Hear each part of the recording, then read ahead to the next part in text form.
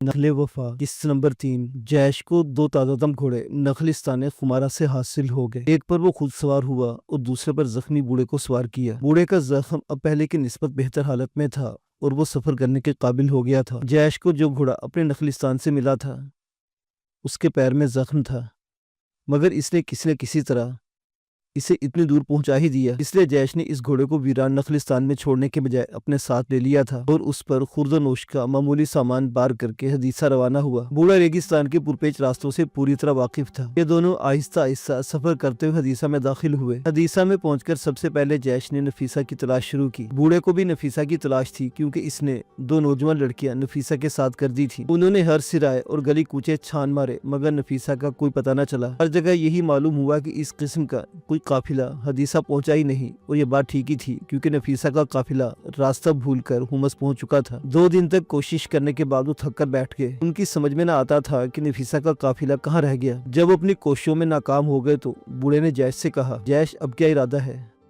काफिले का कुछ पता नहीं चलता, हो सकता है काफिला तातारियों के हाथों पड़ गया हो। जैश ने अफसुर्दगी से जवाब दिया, मेरा भी यही ख्याल है जैश। बूढ़े ने कहा, अब सिवाय सब्र के कोई चारा नहीं। जैश को इसके तहम्मुल से बड़ा तज्जुब हुआ। इसने बूढ़े से पूछा, बाबा क्या तुम्हें अपनी बेटियां याद नहीं आती? क्या तुमको उनका कोई गम नहीं? बूढ़े ने अपना गमज़दा चेहरा उठाया और इस्तक़लाल से बोला, जैश वो हमारी ही बेटियां थी जो तुम्हारे नखलिस्तान में या दूसरी जगह पर तातारियों का जुल्म और सितम का निशाना बनी। मुझे तो अफसोस इस बात का है कि काश खुदा ने मुझे बेटे दिए होते और वो तातारियों से लड़कर इस्लाम के नाम पर जान देते। जैश को बूढ़े की बातों से बड़ा सुकून हुआ और इसमें एक नया अज़्म पैदा हो गया। इसने कहा, बाबा तुम सच कहते हो। हर जवान का फ़र्ज़ है कि वो इस्लाम के नाम पर तलवार बुलंद करे और तातारियों के मुकाबले में जामे शहादत नोश करे। तुमने मेरा एक बोझ हल्का कर दिया। अब मैं अपने जिस्म में पहले से ज़्यादा ताकत महसूस करता हूँ। इधर ये लोग ये बातें कर रहे थे कि इस सराय में एक सवार दाखिल हुआ और इसने सराय के मालिक से पूछ-गुछ की। मालिक सराय ने सवार को इशारे से इन दोनों को दिखाया और कुछ कहा। सवार वहां से सीधा जैश और बूढ़े के पास आया और सलाम करने के बाद गुफ्तगू की इजाज़त चाही। जैश ने सलाम का जवाब देते हुए कहा, खुश आमदीद सवार, तशरीफ रखिए। आप जो सवाल करेंगे हम उसका जवाब देने को तैयार हैं। सवार इनके करीब बैठ गया। जैश ने हदीसा में दाखिल होकर सिराय में एक कमरा ले लिया था जिसमें ये दोनों रहा करते थे।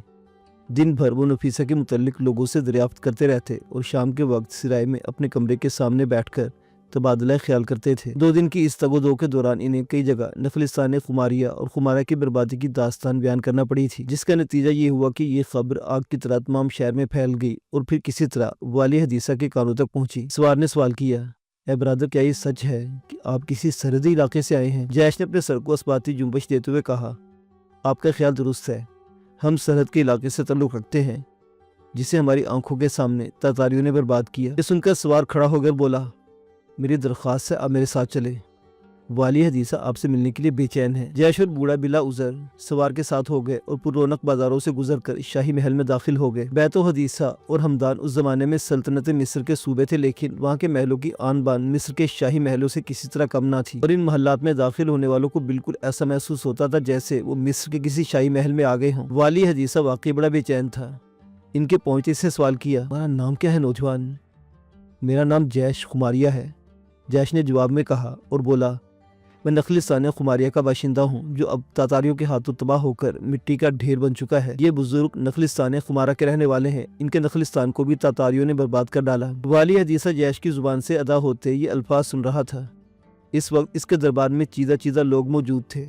वाली ने पूछा कि आप लोगों को हमले की खबर बिल्कुल नहीं थी? जैश ने कहा, हमारे जासूसों ने सिर्फ ये खबर पहुंचाई थी। तकरीबन 2 फरसंग पर तातारी नकलो हरकत शुरू हुई है। जाहिर होता वो कोई बड़ा हमला करने वाले हैं, लेकिन इसके साथ तातारी को ये खबर मिल गई कि इनके मुकाबले के लिए सुल्तान मिस्र एक बड़ा लाऊ लश्कर लेकर काहिरा से निकला है। इस खबर ने तातारियों में हलचल पैदा कर दी और वो सरहद से दूर सुल्तान मिस्र की फौजों का इंतजार कर रहे थे। लेकिन इनका ये वक्ती इंतजार एक धोखा था और ऐसा सुकून जैसा तूफान आने से पहले समंदर पर छा जाता है। यूँ एक रात जब बस्ती के लोग आराम करने की फिक्र में थे कि तातारी हरावल दस्ता मशरिक से हमारे नखलिस्तान में दाखिल हुआ। हमने एहतियात के तौर पर बच्चों और औरतों को एक कसीर तादाद हुमस रवाना कर दी थी لیکن اس کے باوجود اس وقت نخلستان میں ایک بڑی تعداد بوڑھے اور عورتوں کی موجود تھی جو تہہ تیغ کر دی گئی۔ نخلستان کو برباد کرنے کے بعد تاتاری نخلستان خمارہ پہنچے اور اسے بھی مٹی کا ڈھیر بنا کر رکھ دیا۔ اس دردناک داستان کو سن کر والی حدیثہ بڑا افسردہ ہوا، لیکن افسردگی کے ساتھ ساتھ اسے بڑا طیش بھی آیا۔ اس زمانے میں جنگی قانون کے مطابق بچوں، بوڑھوں اور عورتوں پر ہاتھ اٹھانا منع تھا، جبکہ تاتاریوں نے اس اصول کو بالکل توڑ دیا تھا۔ بوڑھے، بچے اور عورتیں بھی ان کے ظلم و ستم سے نہ بچ سکی اور انہوں نے ان کا قتل عام کر دینے میں کوئی کسر اٹھا نہ رکھی تھی۔ تاتاری صرف جوان لڑکیوں اور عورتوں کو گرفتار کر لیتے تھے تاکہ اپنے نفس کی تکمیل کرتے رہیں۔ یہ تمام واقعات سننے کے بعد والی نے کہا، جیش کماری، ہم تمہارے غم اور مصیبت میں شریک ہیں اور وعدہ کرتے ہیں کہ مسلمانوں کے خون کا پورا بدلہ لیں گے۔ جیش نے کہا، ہمیں حدیثہ اور شامی مسلمانوں سے پوری امید ہے کہ وہ اس دفعہ نہ صرف تاتاریوں سے انتقام لیں گے بلکہ ان کا ہمیشہ کے لیے قلع کما بھی کر دیں گے۔ انشاءاللہ ایسا ہی ہوگا، ہم بالکل تیار ہیں، صرف سلطان کے فرمان کے آنے کی دیر ہے۔ جیش نے پوچھا، آپ کب سے انتظار کر رہے ہیں؟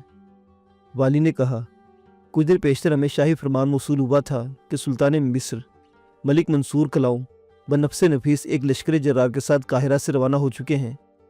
اس کے ساتھ ہمیں یہ حکم بھی دیا گیا کہ ہم اپنی فوج کے ساتھ تیار رہیں اور دوسرا حکم ملتے ہی شاہی لشکر سے عامل ہے۔ جیش نے کہا، لیکن شاہی لشکر کے حمص پہنچنے کی خبریں تو کئی دن سے گرم ہیں، ہمیں بھی کچھ ایسی اطلاعات ملی ہیں۔ کیا آپ یہ مناسب خیال نہیں فرماتے کہ حمص کی طرف چلیں؟ اگر شاہی لشکر وہاں پہنچ چکا ہے تو اس سے مل جائے، اور اگر نہیں پہنچا تو حمص میں ٹھہر کر انتظار کرے۔ یہ جیش کا پرخلوص مشورہ تھا۔ والی نے کہا، نوجوان، یہ خیال ہمارے ذہن میں بھی ہے، لیکن ہم یہ نہیں چاہتے کہ خود کوچ کر کے سلطان مصر کی ناخوشگواری مول لیں۔ ہم کتنے پرخلوص قدم اٹھائیں لیکن عمرہ دربار اسے اپنے رنگ میں سوچتے ہیں۔ جیش نے خیال ظاہر کیا، ایسا بھی تو ہو سکتا ہے کہ سلطان مصر نے آپ کو کوئی پیغام بھیجا ہو اور آپ تک پہنچا ہی نہ ہو۔ ممکن ہے کہ سلطان حمص پہنچ چکے ہوں اور آپ کا انتظار کر رہے ہوں۔ یہی وہ وقت ہے جب والی حدیثہ کو یہ خبر ملی کہ شاہی ہرکارہ حمص سے آیا ہے اور فوراً ملنا چاہتا ہے۔ والی نے جیش کو دیکھا، پھر شاہی ہرکارے کو داخلے کی اجازت دی۔ سلطان مصر کے لشکر نے حمص کے میدان میں خیمے ڈیرے لگا دیے۔ سلطان ملک منصور والی حمص کے محل میں فروکش ہوا۔ رات کے کھانے کے بعد سلطان نے حدیثہ جان والے دستے کے سردار اور نفیسہ کو بلایا۔ دونوں حاضر ہوئے۔ سلطان نے سردار سے کہا، اس بات کی ضرورت نہیں کہ ہم والی حدیثہ کو فرمان بھیجیں، تمہارا حدیثہ پہنچنے اس بات کی دلیل ہے کہ ہمیں شامی لشکر کی ضرورت ہے۔ والی حدیثہ سے کہا جائے کہ بلا تاخیر وہ حمص روانہ ہو جائیں۔ سردار نے خم ہو کر تعمیل حکم کی بجا آوری کا اعلان کیا۔ سلطان نے اس کے جانے سے پہلے اتنا اور کہا، کسی دشمن کی ہمت نہیں کہ وہ تمہارا راستہ روک سکے، پھر بھی اگر ایسا موقع آ جائے تو تمہارا فرض ہے کہ اس لڑکی کی پوری حفاظت کرو۔ سردار نے اس حکم پر بھی اپنا سر تسلیم خم کر دیا اور پھر کچھ دیر بعد نفیسہ 100 سواروں کے دستے کے ساتھ حدیثہ کی طرف جا رہی تھی۔ رات اندھیاری تھی، تمام سوار احتیاط سے گھوڑے دوڑاتے جا رہے تھے۔ نفیسہ سردار کے برابر آگے چل رہی تھی۔ صبح تک یہ لوگ بغیر کسی حادثے کے چلتے رہے۔ ان کے اطراف گھاٹی تھی اور دوسری طرف ریت کے اونچے ٹیلے۔ یہ راستہ خراب تھا، اس لیے انہیں آگے پیچھے چلنا پڑ رہا تھا۔ ابھی سورج نکلنے میں کچھ دیر تھی، پھر بھی کچھ روشنی ہو گئی تھی کہ وہ ایک دوسرے کے چہرے دیکھ سکتے تھے۔ گھاٹی کے کنارے چلتے ہوئے نے کچھ دیر گزری تھی کہ سامنے سے ایک دم کچھ سوار نمودار ہوئے۔ سواروں کو دیکھ کر سردار اور نفیسہ نے اپنے گھوڑے روک لیے اور ایک دوسرے کو حیرت سے دیکھا۔ عزیز بہن، ہم شاید دشمنوں میں گھر گئے ہیں، آپ پیچھے ہو جائیں۔ نفیسہ نے کہا، برادر آپ میری فکر نہ کریں، میں اپنی حفاظت خود کر سکتی ہوں، لیکن اس وقت سوال یہ ہے کہ اگر ہم سب مارے گئے یا گرفتار ہوئے تو حدیثہ خبر نہ پہنچ سکے گی اور مہم ناکام ہو جائے گی۔ سردار، جس کی نظریں راستے سے ہٹ کر اب ٹیلوں پر جمی ہوئی تھی، اس نے کہا، بہن، جب تک ہمیں ان لوگوں سے چھٹکارا حاصل نہیں ہوتا اس وقت تک ہم حدیثہ کے بارے میں کیا سوچ سکتے ہیں؟ ذرا ٹیلوں پر دیکھو، اگر میرا خیال غلط نہیں تو وہاں بھی سوار موجود ہیں۔ نفیسہ نے ٹیلوں پر نگاہ ڈالی تو واقعی وہاں سوار موجود تھے اور اب وہ گھبرا گئی تھی۔ تمام سواروں نے ترکیب سنبھال لیے اور وہ سردار کے حکم کے منتظر تھے۔ نفیسہ نے جلدی سے کہا، کہ ہم راستہ کاٹ کر نہیں نکل سکتے؟ نہیں بہن، ایسا ممکن نہیں، دشمن سامنے بھی موجود اور بائیں طرف بھی، واپس ہونا لا حاصل ہے۔ رائے گھاٹی کا راستہ تو اس میں اترتے ہی دشمن ہمیں گھیر لیں گے اور ہم کھل کر مقابلہ بھی نہ کر سکیں گے۔ نفیسہ بولی، پھر میں آپ سے درخواست کروں گی کہ آپ مجھے جانے دیں، میں گھاٹی کے راستے نکل کر حدیثہ پہنچنے کی کوشش کرتی ہوں، اگر زندہ بچی تو سلطان مصر کا پیغام والی حدیثہ کو پہنچاؤں گی۔ سردار نے کہا، میں ایسا نہیں کر سکتا بہن، سلطان نے آپ کو میرے سپرد کیا ہے اور آپ کی حفاظت میرا فرض بن چکا ہے۔ اس وقت ضد نہ کیجیے معزز سردار، دشمن بالکل سر پر آ چکا ہے، کہتے ہوئے نفیسہ نے جواب کا انتظار کیے بغیر اپنا گھوڑا گھاٹی کی طرف موڑ دیا۔ سردار عجیب تذبذب کے عالم میں ہو گیا، اس کی سمجھ میں نہ آتا تھا کہ اس وقت کیا کرے۔ ایک طرف نفیسہ کی حفاظت کا سوال تھا اور دوسری طرف وہ اپنے سواروں کو اکیلے بھی نہیں چھوڑ سکتا تھا، لہٰذا وہ اس عالم میں تھا۔ ادھر سامنے ٹیلوں کی طرف سے تیروں کی بارش شروع ہو چکی تھی۔ تیر پھینکنے والا دراصل تاتاریوں کا ایک دستہ تھا، اس میں کم و بیش 500 سوار شامل تھے۔ یہ دستہ اصل میں خورد و نوش کی تلاش میں نکلا تھا، لیکن ریگستان میں راستہ بھول کر ادھر بھٹک رہا تھا۔ بہرکیف سردار نے تیروں کا جواب تیروں سے دینے کا حکم دیا، پھر اپنے نائب سے بولا، میرے دوست گھاٹی میں اترے ہوئے لڑکی کی حفاظت سلطان نے میرے سپرد کی ہے، اس لیے اب میں دستے کو تمہارے سپرد کرتا ہوں اور میں اس لڑکی کی طرف جا رہا ہوں۔ لڑکی واپس آ گئی تو خیر، ورنہ میں اس کی حفاظت میں اپنی جان دے کر وعدہ فرض کی لاج رکھوں گا۔ نائب نے جواب میں کہا، سردار آپ بے فکر رہیں، ہم دشمن سے مقابلے کے لیے نکلے ہیں، جہاں دشمن مل جائے وہی میدان جنگ ہے، آپ اپنا فرض پورا کریں، ہم اپنا فرض ادا کریں گے۔ دونوں طرف سے تیر اندازی کے جوہر دکھائے جانے لگے۔ تاتاری تیر برساتے آہستہ آہستہ آگے بڑھ رہے تھے۔ جب سردار نے اپنا گھوڑا بھی گھاٹی کی طرف موڑا تو تاتاریوں میں سے 100 سوار ٹیلے سے اتر کر گھاٹی کی طرف ہو لیے۔ انہوں نے اس سے پہلے ایک لڑکی کو گھاٹی میں جاتے دیکھا تھا۔ انہیں خیال ہوا کہ کہیں ایک ایک کر کے تمام سوار اس گھاٹی میں اتر کر غائب نہ ہو جائے۔ سردار بہت جلد گھوڑا دوڑا کر نفیسہ کے قریب جا پہنچا تھا۔ اس نے نفیسہ کو واپس بلانے کی بہت کوشش کی مگر ناکام رہا۔ اس وقت تاتاری بھی ان کا پیچھا کرتے ہوئے قریب آ گئے تھے۔ یہ دونوں نشیب میں چل رہے تھے اور تاتاری ان کے سروں پر تھے، جہاں سے وہ برابر تیر پھینک کر انہیں زخمی کرنے کی فکر میں تھے۔ آخر ایک موڑ پر کسی تاتاری نے نیزہ کھینچ مارا۔ نیزہ نفیسہ کے گھوڑے کے پیٹ میں لگا اور وہ تڑپ کر گرا۔ اس کے ساتھ ہی نفیسہ بھی گھوڑے سے اچھل کر دور جا گری۔ سردار نے چاہا کہ گھوڑا روک کر نفیسہ کو اٹھائے، لیکن نفیسہ نے چیخ کر کہا، خدا کے لیے آپ میری فکر نہ کریں، جب تک تاتاری مجھے گرفتار کریں گے آپ بہت دور نکل چکے ہوں گے۔ آپ حدیثہ پہنچ کر سلطان کا پیغام پہنچائے، یہی آپ کا اصل فرض ہے۔ سردار کی سمجھ میں کچھ آ گیا تو اس نے سوچا کہ نفیسہ نے محض دمشق خبر پہنچانے کے لیے خود کو ہلاکت میں ڈالا ہے۔ اب اگر اس وقت بھی مارا گیا یا پکڑا گیا تو شاید حدیثہ کوئی خبر پہنچانے والا نہیں رہ جائے گا۔ یہ سوچ کر اس نے گھوڑے کو ایڑ لگا دی اور ہوا کی طرح گھاٹیوں کے پرپیچ راستوں میں گم ہو گیا۔ تاتاریوں نے نفیسہ کو گھوڑے کو گرتے دیکھا تو وہ ٹھہر گئے۔ اس کے پیچھے وہ لوٹ کر گھاٹی میں اترے۔ نفیسہ کے پیر میں ہلکی چوٹ آئی تھی اور جب تاتاری زد پر آ گئے تو اس نے تیر چلانا شروع کر دیے۔ اس اچانک تیر اندازی سے تاتاری سنبھلے بھی اپنے 5 سواروں سے ہاتھ دھو بیٹھے۔ اب وہ ٹیلوں چٹانوں کی آڑ لے کر بڑھ رہے تھے۔ اس طرح انہوں نے نفیسہ کو مزید تیر چلانے کا موقع نہ دیا اور اسے بالکل گھیرے میں لے لیا۔ نفیسہ کو معلوم ہو گیا تھا کہ وہ تاتاریوں کے گھیرے میں آ چکی ہے اور اب تیر کمان بیکار ہے۔ اس نے ترکش الگ رکھ دی اور تلوار سونت کر کھڑی ہو گئی۔ تاتاری اپنے 5 سوار ضائع کر چکے تھے، جس کے لیے انہیں غم بھی تھا اور غصہ بھی، لیکن پھر بھی اس بہادر لڑکی کو زندہ ہی گرفتار کرنا چاہتے تھے۔ تاتاری اپنا ہلکا سمیٹتے سمیٹتے نفیسہ کے بالکل قریب آ گئے اور بجائے بھالے یا تلواروں کے انہوں نے کمندوں سے کام لیا۔ چاروں طرف سے انہوں نے کمندیں پھینکنا شروع کر دی۔ نفیسہ نے کئی کمندیں تلوار سے کاٹ دیں، لیکن کہاں تک۔ آخر ایک کمند میں الجھ کر وہ سر کے بل گری، جس کے ماتھے سے خون جاری ہو گیا۔ تاتاریوں نے بڑھ کر اسے پکڑ لیا اور اس کے ہاتھ پیچھے کی طرف باندھ دیے۔ دوسری طرف گھاٹی کے اوپر تاتاری اور مصریوں میں تیروں کا تبادلہ ہو رہا تھا۔ تاتاری مصریوں کے تھوڑے فاصلے پر آ کر رک گئے تھے۔ وہ چاہتے تھے کہ سورج کی روشنی پھیل جائے تاکہ وہ اندازہ لگا سکیں کہ کتنی مصری سوار ہیں اور اس اندازے کے مطابق ان سے مقابلہ کیا جائے۔ مصری سواروں کے نائب نے مورچہ سنبھال لیا اور گھاٹی کی آڑ لے کر اس نے 100 سواروں کو اس طرح پھیلا دیا تھا کہ ان کی صحیح تعداد کا اندازہ ہونا مشکل ہو گیا۔ تاتاری 3 طرف سے تیر پھینک رہے تھے، لیکن مصری ایک ہی طرف سے اس تیزی سے تیر پھینکتے تھے کہ ایسا معلوم ہوتا تھا کہ وہ سینکڑوں نہیں بلکہ ہزاروں کی تعداد میں ہیں۔ لہٰذا جب دھوپ پھیل جانے کے بعد بھی تاتاریوں کو ٹھیک اندازہ نہ ہو سکا تو انہیں بڑی فکر ہوئی۔ انہیں خوف تھا کہ اگر ہم نے بڑھ کر حملہ کیا اور مصری تعداد میں زیادہ ہوئی تو خامخواہ میں مصیبت ہو جائے گی۔ آخر تاتاریوں نے ایک جنگی چال چلی۔ انہوں نے تیر اندازی بالکل بند کر دی۔ مصری کچھ نہ سمجھ سکے کہ ایسا کیوں ہوا ہے۔ تھوڑی دیر بعد ایک ٹیلے سے 3 سوار اترتے دکھائی دیے۔ ان کے تیروں پر سفید کپڑا لپٹا ہوا تھا، جس کا مطلب تھا کہ وہ جنگ کے بجائے گفتگو کے لیے آ رہے ہیں۔ ان سواروں میں سے 2 سوار تو دور ٹھہر گئے اور ایک سوار بڑھ کر اس جگہ پر آ گیا جہاں مصری مورچہ سنبھالے ہوئے تھے۔ اکیلے سوار کو آتا دیکھ کر نائب سردار نے کہا، تم کیا چاہتے ہو؟ تاتاری نے کہا، تمہارا سردار کون ہے؟ ہم اس سے گفتگو کریں گے۔ نائب نے کہا، واپس جاؤ اور تاتاری سردار کو یہاں بھیجو۔ مصری سردار سے صرف تاتاری سردار ہی بات کر سکتا ہے۔ تاتاری نے بھیانک قہقہ لگا کر کہا، مصری جوان، تاتاری سردار تمہارے سامنے کھڑا ہے، اپنے سردار کو بلاؤ۔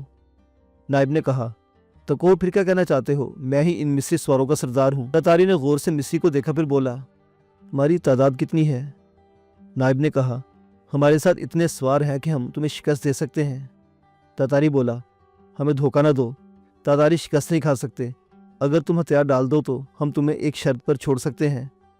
نائب نے طیش میں آ کر کہا، بہادر ہتھیار نہیں ڈالا کرتے، ہماری تلواریں تمہارا خون پینے لگی ہیں۔ تاتاری نے پھر ایک قہقہ لگایا اور دور کھڑے سواروں کی طرف اشارہ کر کے بولا، اچھا، ہم تمہاری لڑکی کے ٹکڑے ٹکڑے کر دیں گے، اگر تم اسے بچانا چاہتے ہو تو خود کو بغیر لڑے ہمارے حوالے کر دو۔ نائب نے غور سے دیکھا تو ایک گھوڑے پر نفیسہ کو سوار پایا۔ اس کی مشکیں زین پر کسی ہوئی تھی، یہ دیکھ کر اس کے حواس جاتے رہے اور وہ سوچ میں پڑ گیا۔ تتاری سوار نے اندازہ لگایا کہ گرفتار لڑکی واقعی کوئی اہم ہستی ہے، کیونکہ لڑکی کو دیکھ کر مسز سردار کے چہرے کا رنگ تبدیل ہو گیا تھا۔ تب وہ شیر ہو کر بولا، بتاؤ کیا فیصلہ کیا تم نے؟ لڑکی کی موت یا رہائی؟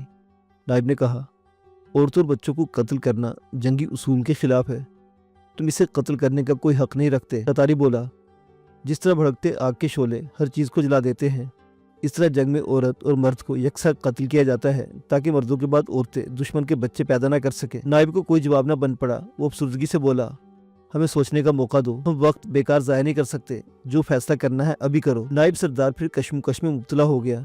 اسے علم تھا کہ انکار کی صورت میں تتاری فوراً نفیسہ کے ٹکڑے ٹکڑے کر ڈالیں گے۔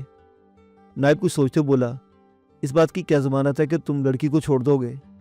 تتاری نے کہا، ہم وعدہ کرتے ہیں کہ اگر تم صحیح راستے سے ہمیں لشکر میں پہنچانے میں کامیاب ہو گئے تو ہم اس لڑکی کو تم سب کے سامنے رہا کر دیں گے۔ یعنی تم راستہ بھول کر یہاں ٹھوکریں کھا رہے ہو؟ نائب نے سوال کیا۔